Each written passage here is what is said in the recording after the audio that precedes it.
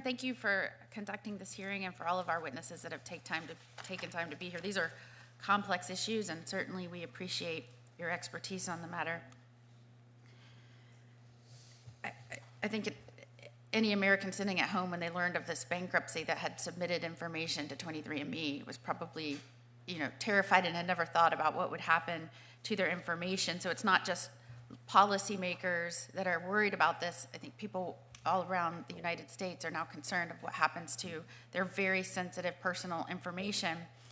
And I think this is going to affect everything from data privacy to national security to potential biotech threats.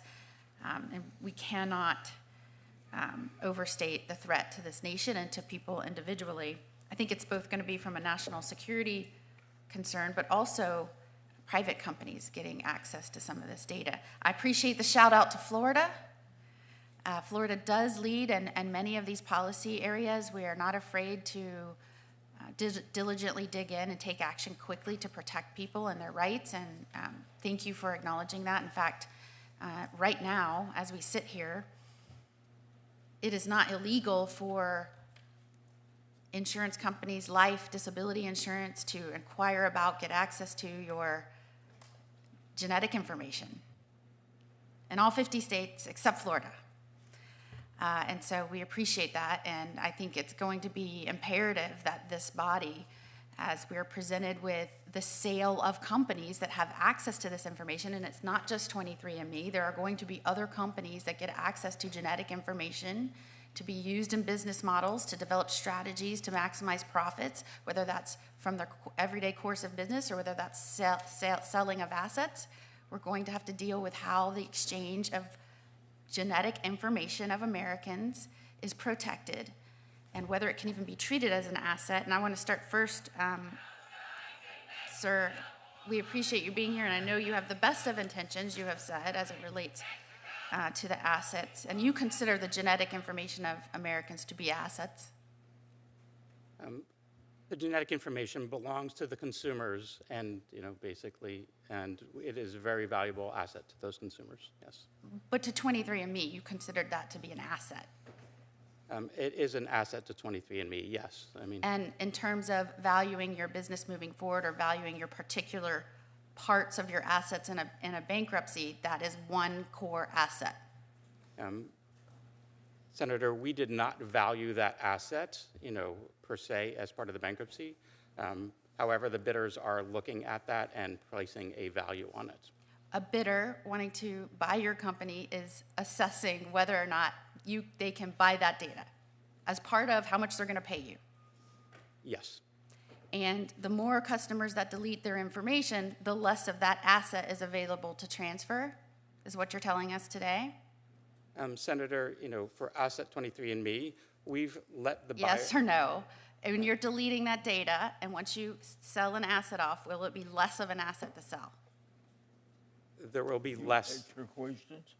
customers with genetic information in our database as people delete them, yes. So the customers that don't get this notice across the United States, the warnings from the attorneys general that this is a problem, you need to delete your information. If they've moved and they don't get the notice and they don't delete it, they are part of the asset group that goes to the other country, right?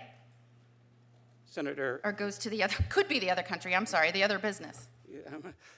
Senator, we have provided notice to all of our customers of the bankruptcy proceedings, and this week we will be providing notice of the sale of the company to either Regeneron or TTAM Research Institute.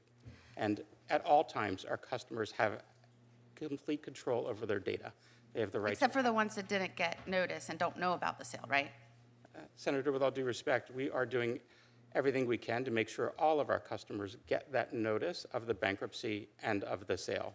We've emailed them. I heard that you have the best intentions. So I'm also hearing that we might need to modify federal law to address these intentions, because when you're talking about the sale, you list that you will not sell to any countries of concern on your website, but I guess all other foreign nations could presumably offer to buy, right? If they're not a country of concern in your mind? Senator, Yes or no? You're limiting the exclusion of those to countries of concern. We are limiting the sale of assets to any foreign adversary to the United States, any companies in those countries. But another foreign adversary could buy this information, or another foreign nation state could buy this information and sell it to a foreign adversary. Nothing prevents that, right? Senator, with all due respect, we have only 2 bidders left here, and both are American enterprises. Both Regeneron is a public pharmaceutical company here based in the U.S., and TTAM Research Institute also is an American foundation, founded by the former CEO and co-founder of 23andMe. At the core of it, I understand you're saying right now there are only 2 bidders left, but under federal law and under what your best intentions are permitting, it could have allowed for a foreign state to buy these assets. Nothing would have prohibited that, and selling it to a foreign adversary, correct? Nothing in federal law would have prevented that. Senator, I am not a lawyer, but I do believe there are regulations, and there would have been different oversight if any of the assets were sold to anyone outside of the United States. Okay. Thank you, Chairman Grassley. Thank you, Chairman Grassley, and thank you to each of the panelists for coming here today and testifying on this important issue. It is particularly valuable that you're here to shed light on 2 issues important to our nation, to our families, and frankly also to my home state of Delaware, namely bankruptcy and